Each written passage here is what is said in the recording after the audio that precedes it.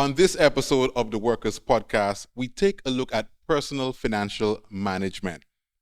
Quite frankly, it's an issue that many workers struggle with, but we're going to get some help today. We're so happy to have joining us on this episode Ms. Cassandra P. Simon. She is an accounting and financial professional and also the principal consultant at Accounting Solutions. Ms. Cassandra P. Simon, so happy you could join us. Thank you for having me. All right, great. Just tell us briefly, just to warm things up a bit about your background and experience in the financial sector. Okay, so way back when, and lots of people don't know that about me. So normally when you do a workshop and they ask you for a fun fact, what people don't know about you, This is the one I use. I'm going to tell you this. My first job was a DJ. I was a DJ at ABS. And when I was 16 in school, just looking to finish high school, I had a plan. And my plan was do well in my CXCs, get a good job, make plenty money, and by the time I'm age 25, I should be a millionaire. Interesting. Interesting indeed. So again, back to my first job as a DJ. First paycheck, $400 a month gross. And from the time I got that first paycheck, I realized with my 7 levels and this not so good job, I was not going to be a millionaire by age 25. So it meant I needed to have a different plan. So my plan was that I started studying. I always had a love for accounting. Actually, I wanted to be a lawyer. That was my first love. Okay. I had wanted to study law, but it wasn't accessible as it is now back in the day, as my children would say, back in the day, it wasn't accessible. So I switched to my second love, which was accounting. That's what I do now. So I would leave work at 4:30, go to class at University Center, Extramural Center. I don't know what they call it now. I know it's not the Fort Landing campus, but it's still there. Quite recently they changed the name as well. Exactly. Yeah. So it was Extramural Center when I went near Open Campus, I think it is now. Yeah. So I went to classes after work, and sometimes I was at class until 9 o'clock if I had 2 classes that day. And did my first year here being a part-time student, and then I traveled to Cape Barbuda for the next 2 years that I had to do. So that pretty much in a nutshell is where I'm from and how I got here. Interesting. Mm-hmm. Now, so we're a workers' organization, and a huge part of our remit is, of course, advocating for the rights of workers and also for fairer pay. All right. And one of the things that you're easily tempted to think is that a lot of the struggles people experience financially is self-made. Is self-made, and again, you can quite easily think that it's because you're not earning enough. But from prior conversations with you, I know that there's a lot more to it than that. There is a lot more, much more. So normally, if I was doing this like to a group, an audience, I normally start off. I have a picture with a father, and he's talking to his children, and there's a little duppy one, which is a salary, and then the other ones are bread and fuel and rent, etc. And they're very tall. So the little duppy one is 3 feet, the salary, and the other friends are 4, 5, and 6 feet, which are the expenses, and that is how people think. But then if that is the case, what needs to happen is that we obviously need to budget. Yeah. And I always say to the person say, oh, I can't budget, or I don't budget, whatever not. You cannot budget unless you have a plan.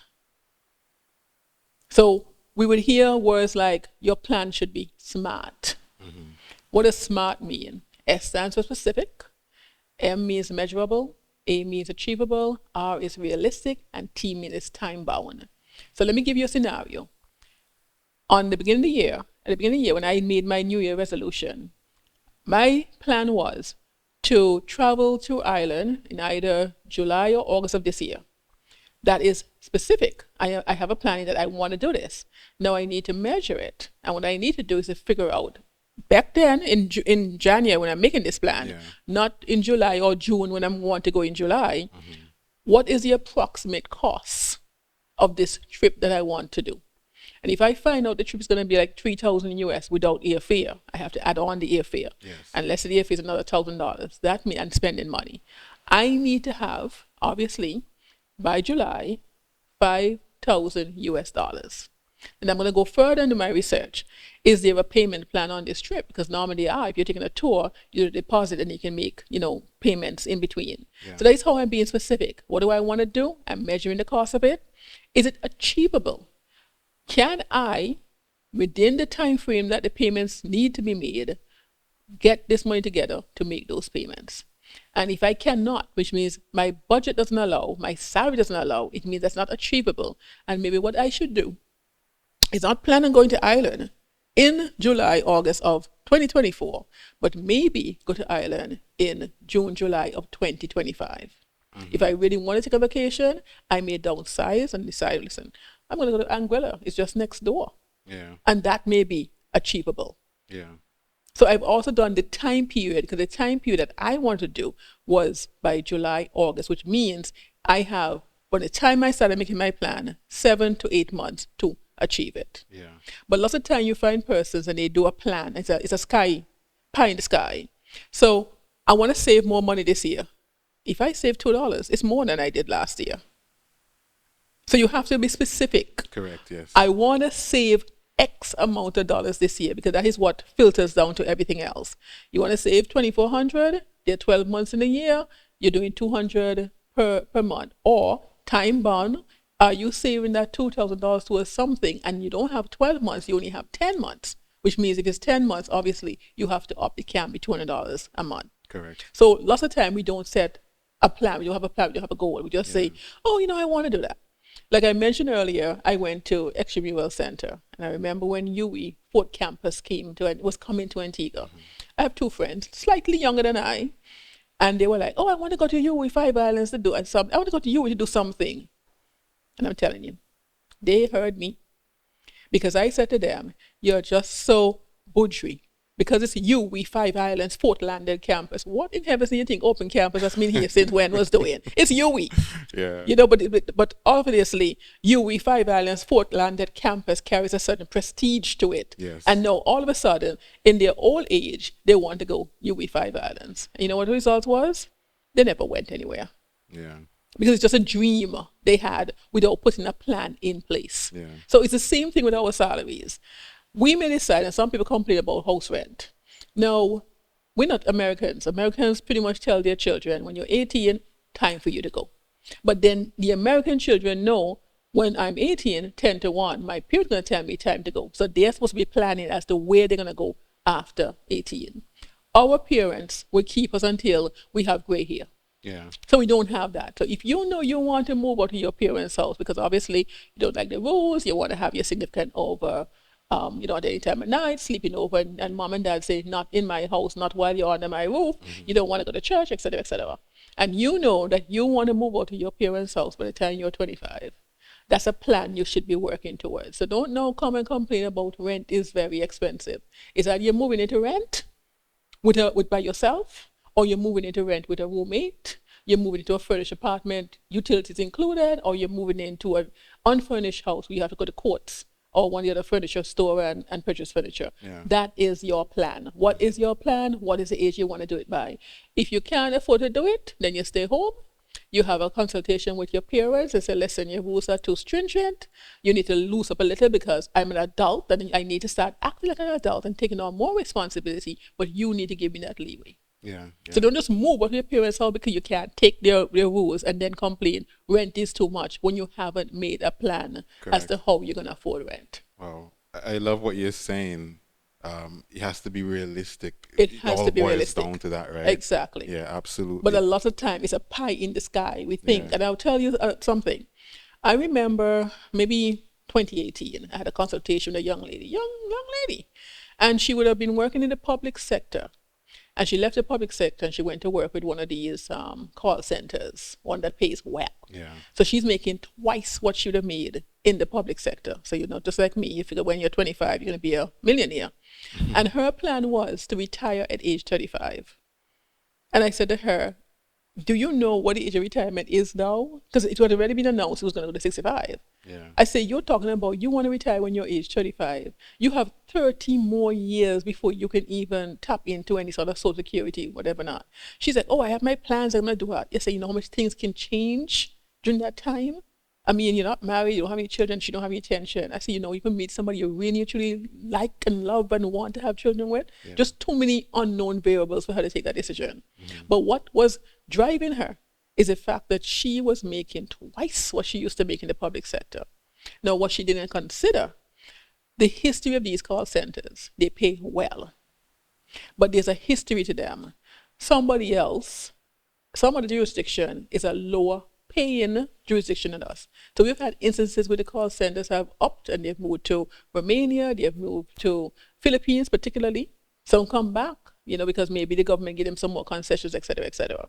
But when you're accustomed to making, let's say, $6,000 a month, with very little skill set, except answering a phone or typing an email, and then that call center ups and goes, it does pay your severance. Yeah. And some people get over the hill with the severance because it's a ton of money. How do you manage a ton of money? And how long can that ton of money last you? Yeah. So these are the kind of things you have to factor in. Yes, I'm making money now, and I start living a lifestyle based on my 6,000.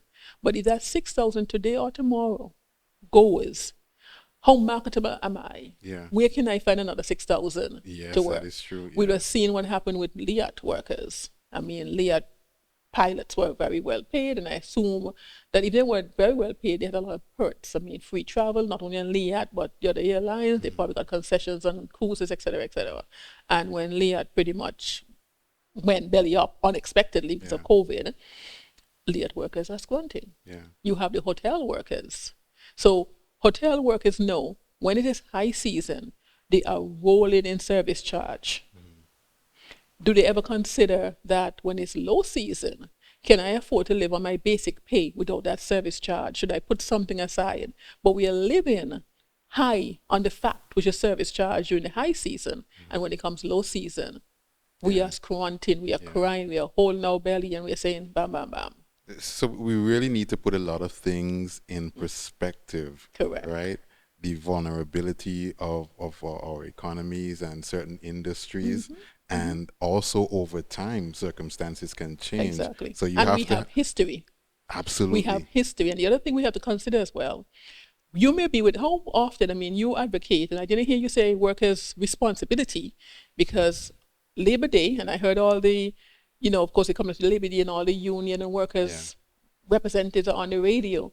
And we talk about, oh, the union advocate for workers' responsibility, workers' right. And that word workers' responsibility said once in the conversation, but workers' rights is repetitive throughout the entire interview, right? So you have situations where, and it has happened, and we know some companies that are known for it. Once an employee is getting what we call equity in the organization, there are high costs because the vacation days increases, and people don't put so you don't think, an employee doesn't think that the vacation day is part of the cost to the employer. You're getting paid and there's nothing for the employer. So you're talking about an employee saying, well, listen, I want 26, 28 days. 28 days is not 1 month because it's 28 working days. That's a month and a half. And if an employee can do without you for a month and a half, you need to ask yourself, well, just how intrinsic am I to this workplace? You know, suppose the person who is doing my work while I am away from vacation did a better job than me and have a better attitude than I do. What happens? So you find there's some organizations that actually look at their payroll costs because they have there's industrial standards in terms of how much. So payroll costs should not account for more than, the maximum should be 30, between 20 to 30% of your gross income. And if your payroll cost is getting beyond that, you start looking at cuts. And who do you cut first? The most expensive employee, who may not necessarily, because of the time they've been with the organization, they may just be coming in every morning, you know, showing up, but no new ideas, no energy, whatever not. And then I can probably go to the Antigua State College or UE, Fort Lauderdale campus, and get somebody who is young, who is fresh, who is energetic, that costs half of what you cost. I can buy hire two of those for what you cost. So here is it, you're 50, you got the job 30 years ago when you were 20, And over time, because you're being there 5 years, you're getting extra vacation pay, you get your 3%, 2% every year increase, and you're at the top of the scale, but you're not really performing at the top of the scale. So the employer takes a decision and says, listen, thank you for your service. I'm going to sever you because it's cheaper for them to sever you now and get two or one young, vibrant person paying less. So maybe your severance within, say, 2 years, the savings they've made from that young person has actually earned the severance they will have paid you. Yeah. You're 50 years of age. You're not really very skilled. Yes, your employer gives you a beautiful reference letter. Yeah. You have 15 more years before you can tap into Social Security pension. How marketable is a 50-year person? Yeah. So even the jobs that we're planning our financial future around isn't as secure. It's not as secure. And then what you find happening, so because most of our businesses in Antigua and Barbuda, I mean, we have a few larger ones, but I would say 95% of the businesses in Antigua, besides the banks that may have, not a single shareholder, and maybe the insurance company doesn't have a single shareholder, most of our companies in Antigua are family owned. Yeah. So you're talking about, this is the hierarchy here. It's not this way. It's very flat. Okay. So there's not much opportunity to get up to the top. So all you're doing is getting a cost of living every year increase. Yeah. But that still accounts for a sizable amount of the cost of the company. Yeah. So sometimes what has to happen for you to get up there is not for you to be miserable and complain and say they can afford to pay you more. They may be able to afford to pay you more, but what am I paying for? I really and truly want an employee who has some sort of skill sets. They have the right attitude. They go the extra mile for me. That's what I'm paying you for. I'm not paying you because some union comes in and say, hey, give me 3%. Because that too can be the biggest demotivator to the employee that does work and does have the right attitude, because they're unionized, and the employer, even though they may want to recognize the fact that you have the right attitude, you have the right skill set, you're going above and beyond. Yes, they may do it, like, say, in a bonus at the end of the year. Yeah. A performance bonus. But in terms of every month, your regular salary, you're getting the same 3% as the other person who is always sick, doesn't have the right attitude. So you understand what I'm saying right here? Yeah, interesting right? perspective. So sometimes what has to happen, based on your plan and where you want to be, you may need to move out of that organization and move into another. Now, a lot of employees, they're scared. Now, thank God my father probably gave me a lot of confidence, so I have never been scared to move. I've always been very confident in my ability. Yes, sometimes you're a little bit, nervous about it, but you got to jump in. Yeah. So besides now working for myself, the longest I've ever stayed in one place is 4.5 years, and that was pretty much between two different buildings. So between Coopers and Libran, and when Coopers and Libran merged with Pricewaterhouse, become PricewaterhouseCoopers, I did 4.5 years between those. I did 10 years with government, 2 years was pretty much overseas studying, part of it was at ABS, and then I did, I think, 3.5 at Inland Revenue. Yeah. So I have never stayed stagnant. 3 years, I'm ready to go. I get bored, I'm ready to go. And I'm confident enough in my ability, my attitude, my aptitude, that I feel that I can go in and I can make a difference, I can prove myself, and I can, if I want, I can pretty much maintain that employment. Okay. All right. So changing employment can be one strategy to increase your income if you're taking that approach to managing and balancing out your finances. But let's come back to the plan, the budget. So I think in some cases, a budget turns out to be almost like a New Year's resolution. So you stick to it in the initial stages, the first year. But then after a while, the commitment wanes. And it doesn't have to be that overwhelming. So last week, there were 3 of us in the office having a conversation, and I mean, I'm a proponent of budgeting. Yes. And one person said, I don't budget. I just automate my savings. I said, no, you budgeted, because before you knew how much you could automate, you would have had to have put some kind of pen to paper and done a budget. Yeah. You don't budget every month. And the same thing, I would tell everybody, do a budget.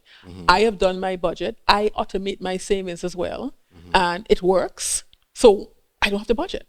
So I know whatever is left in my account after I've paid my essential, my needs, that I can live on. Yeah. So I automate my savings. But you must have done some sort of budget, even once, to determine how much can I save. Yeah. Unless you did your budget and you decide at a New Year resolution, and on the 1st of January, you go online because all the financial institutions are online, and you automate your saving and say, listen, take it from this account to the other account. You can't save in the same account. So I always advocate the person have more than one. Yeah. You have to know yourself. So if you know you're not disciplined, and I tell this story all the time, and the young lady knows I talk about it. I don't call her name, but she would have messaged me. We were working the same place, and on Messenger, she messaged me. She wants some help with her budget. I said, okay, fine, no problem. I'm glad when young people taking control. And I said to her, well, tell me, where do you bank? She said she has 3 bank accounts. I said, why so many? She said, well, I've always heard you say don't put all your eggs in one basket. I said, okay, she listening. I said, well, do you have debit cards to all your accounts? She said, no. She doesn't have one. One of the accounts, one of the institutions, she doesn't have a debit card to that. Okay. That's the one she's using as a saving. So remember, she's typing. She says, I said, well, how much do you have there? She said she has 40. No, I just assumed she left off the K to mean 40,000. Yeah. So I inquired 40,000 because I thought 40,000 was quite a bit for some young person like that. But not in my wildest dream did I imagine that she meant $40. No, no. Exactly. So she's using this account to save. She doesn't have a debit card, but she only has $40. It can only mean one or two things. She goes and takes it off, sits down inside, or she doesn't put it on. So I more believe she didn't put it on, but she said no, she has an addiction to shopping. So she goes in, stand in the line, and take out the money so she can shop. That's real commitment to that addiction. Exactly. So, I mean, you may think, when I say addiction, you may think a drug addiction, alcohol addiction, whatever, not a gambling addiction. Yeah. But her addiction was to shopping. I mean, she's young and she likes to look good and she wants clothes. And I said, okay, let me tell you what you have to do. Because if you don't have a debit card and you're quite comfortable going inside a bank and standing in line and taking off account that you committed to save at, you need external help. So I suggested to her that she do a box money and not to take a middle hand, take the very last hand. She didn't do the box. What she did, she had a very good family friend. So she committed with the family friend. I'm going to give you X amount of money every month. Don't give it to me unless it's really an emergency involving maybe one of my parents. Yeah.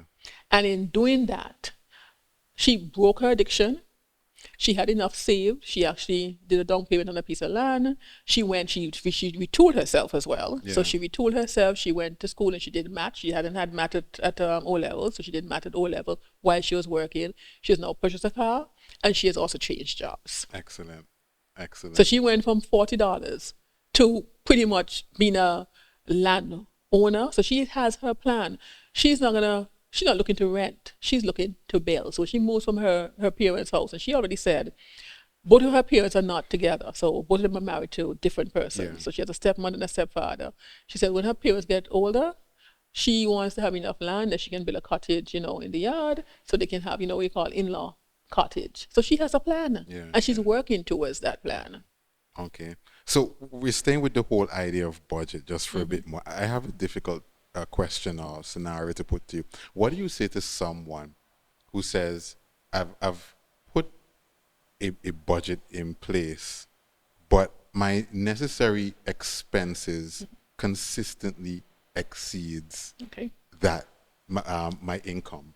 What do you do in such a case? So go back. The operative word is necessary. Needs versus wants.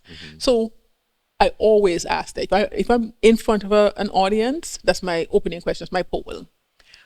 Is this a need or a want? So I'll have a picture of people playing mass. Is this a need or a want? And if I have, invariably, 99.9% say that playing mass is a want. You may have the 0.01% that say playing mass is a need. Yeah. You cannot dictate to anybody what their need is. So there's a guide that says, in your income, what you should do, you should budget 50% of your income for your needs. And your needs would be things like paying your mortgage, your rent, obviously food, shelter, car, insurance, healthcare. Yeah. Those are your needs. 30% of your budget should be on things you want, because it doesn't make any sense for you to just work and just pay bills. If that happens, we need to go to fines. Somebody will take care of us. And then 20% of your income should be saved. So you have your guideline. So what you have to understand, I want to have 20%. I need to have 20% of my income available to save. Okay. So you have to now say, well, the 50%, what exactly is needed or necessary, as you said. Yeah. So when I go back to that scenario of playing mass, and the person who say they need to play mass, they need to play mass. So they have to budget for playing mass within that 50%. Okay. Because it's a need, and if it's a need, it must be within that 50%. But even in that now, you have to ask yourself, so then I say, well, listen, do you need to play, because you know the mass come in front line, midline, and back section. And if you're front line, that's the most expensive mass. But why do you need to play mass? Is it a way of you stress relief or whatever not? So some people say, well, no, I play front line because those costumes are better. Then you don't need to play mass. Your need is to be seen. Because if you need to play mass and you just want to have the experience, you want to have the music, you want to dance, you can play back line. Yeah. You can even be on the side of the street, and when the mass shows pass, you know, you gyrate or whatever that you do. You understand? You can buy your own alcohol, walk with a cooler, lots of liquor. So even when we talk about what is necessary, we have to ask ourselves, put it on a scale of 1 to 10, how much do I need it? And then if it's below 5, it's not a need, it's a want. Yeah. So if you need to play mass, but you need to play frontline mass, it is not a need. It's a want. Yeah. And when you start, you know, really and truly thinking about it like that. So I stopped at the supermarket before I came here, and I have a sweet tooth, but I am diabetic now. So I am very proud of myself that I can actually pass all those things I normally would have picked up. I'd have picked up, maybe I like the peanut sugar cake, and I never go to the supermarket without picking up one. I can pass it now, because now I need to stop intaking sugar, or I need to cut down on my sugar intake. So when we start coming up with the plan, because our plan is we need to save money, because what we're budgeting, because we obviously, the liquor salary is uppy 3 feet, and the bread and the fuel is 4 and 5 feet. So we come up with our plan and we dissect it. And I say to people all the time, put pen to paper. Because when it's in our head, it sounds good. It think, you know, you're going to sleep at night and you start thinking and you can't sleep because all the thought was going into your mind, and you convince yourself, yes, I can do that. But when you start putting pen to paper now and probably assigning a dollar figure to it, yes, I need to play mass. How much is mass? And then you have mass, but you're talking about, I'm sure, I don't follow it, but I'm sure all now, so we have the fets, the carnival starting. Yeah. So the whole carnival experience is not just about the carnival Monday, carnival Tuesday, we start with t-shirts. So do I need to play mass in terms of the carnival Monday, carnival Tuesday with the whole big costume, or can I be satisfied with just a t-shirt, which is a cheaper form of mass? Because if that's what your budget can handle, that is what you need to do. Absolutely. I don't think you can underscore that point enough. If that's what your budget can handle, that is what you need to do. Yeah, absolutely. So even within our needs, there are things we can do. So I would have had my son don't eat no other cornflakes except Kellogg's. Have you seen the price of Kellogg's? Wow. Right. So I would go into the supermarket. I mean, now he's a big man. In his own house, he can buy Kellogg's. Well, it's in my house, because the way he eats Kellogg's, if I buy a pack of Kellogg's, I'm probably the large one, that was like $18 back in the day. I think it's $25, $30 now for a box of Kellogg's. Yeah. And he was sitting down in front of the TV eating Kellogg's as if it's popcorn. So within 2 days, that Kellogg's is finished. So when I go to the supermarket, I look and I see a cheaper brand, and I buy a small one to test it out. And I say, oh, this tastes nice. It tastes like actual corn. That don't taste good because it's not Kellogg's. Well, heck, I'm enjoying it and I'm eating this. If you don't want to eat it, too bad for you. So you understand what I'm trying to say to you? Yeah. So then even with it, you need to eat breakfast. But do I need to eat Kellogg's cornflakes for breakfast? Can I buy a box of Kellogg's and my budget fit one box? But in between eating Kellogg's, we eat some cornmeal porridge, we eat some oats porridge, some arrowroot porridge. You understand what I'm saying to you? We do a bread and some tuna fish, bread and sardine, bread and oil. I mean, my mother would tell you when they were growing up, and the other day, where was I? I was in the dentist's office last week, Thursday, and there was an older woman in it. And they started talking about, growing up and whatever not. And she spoke about nothing at all sweeter than oil in bread. And it's not just oil, you're just going to pour the oil. So when you fry an egg, you put a little salt and a little pepper in it, so the oil is seasoned with that. She said in the morning they eat egg for breakfast, and at lunchtime is the oil from the breakfast in the morning they have it for lunch. So you understand? I mean, cut and contrive. That's what my grandmother would say. So you have to really, I'm not saying, and most people, you tell them that, they will say, oh, me can't be mean, and me think one life to live and all that kind of stuff there. It may be one life to live, but it's your life to live. And sometimes what happens, persons make decisions, they take actions that impact on the life they live. And then they're out here expecting you to supplement the life that they're living. Yeah. So they'll take something. I mean, I don't sell insurance. I don't get any commission from insurance, but I believe in insurance, and I tell people, I know if you're going to the bank for a loan, you need a life insurance. But I believe health insurance, property insurance are more important than life insurance, because life insurance pretty much for your beneficiaries. And when your beneficiaries are no longer your dependents, life insurance doesn't really mean anything. You're just paying money into a life insurance. But your health, I mean, today or tomorrow, when you get an accident or you have an illness that costs a ton of money, there's absolutely no way anybody has sufficient money saved to be able to afford health care. So things like that, health insurance, I feel is supposed to be a need in everybody's budget. But unfortunately, if you're not working in an organization that gives you health insurance, even some people who work in an organization that offer health insurance may choose not to partake. Yeah. Wow. I've seen situations where the organization pays fully for the employee, but if you have a family, you want to add your husband, you want to add your children, you need to pay the extra. They take the free and they don't add children or husband because it's not important to them. But to me, that is a need. The risk of something happening to someone in your household that you need to have medical insurance for, or you need to pay out a high medical bill. It is not just possible, it is highly probable. And these are kind of conversations, and I advocate all the time, when you have couples and couples are planning date night, you need to have a budget night, you need to have a finance date. Oh, yeah. You need to have a finance date. Both parties need to be on the same platform, talking from the same hymn sheet. So plenty of people say, oh, we have a date now, we go to the movie, and we go to dinner, whatever not. What about your finance date? Yeah.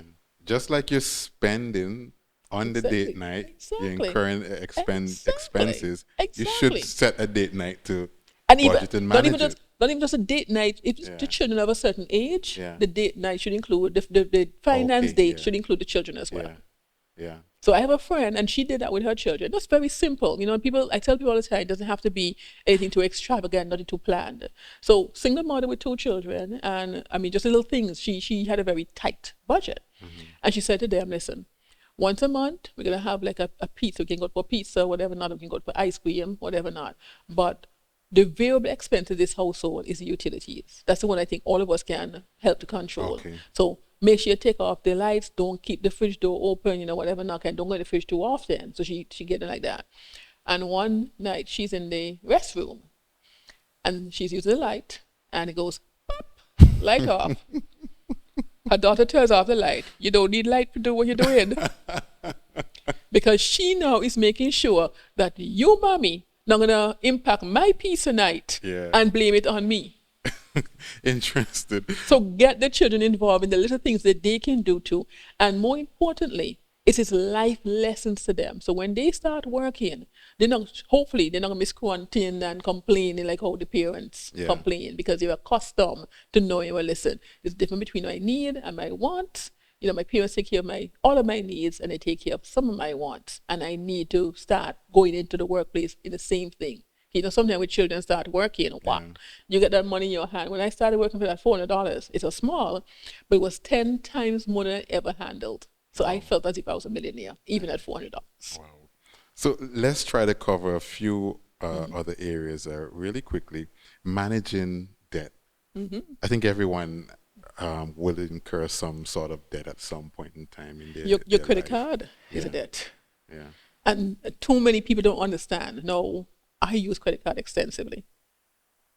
I think today I have some cash in my purse because I asked my daughter to get some cash for me. But before she got that cash for me, I had nothing, not even $1 in my purse. I went someplace to buy a meal, and there was somebody said they were short. I said, I don't have any cash. I said, even coins, and I just emptied all my coins. So I had nothing, not even $1, not even a 10 cent in my purse.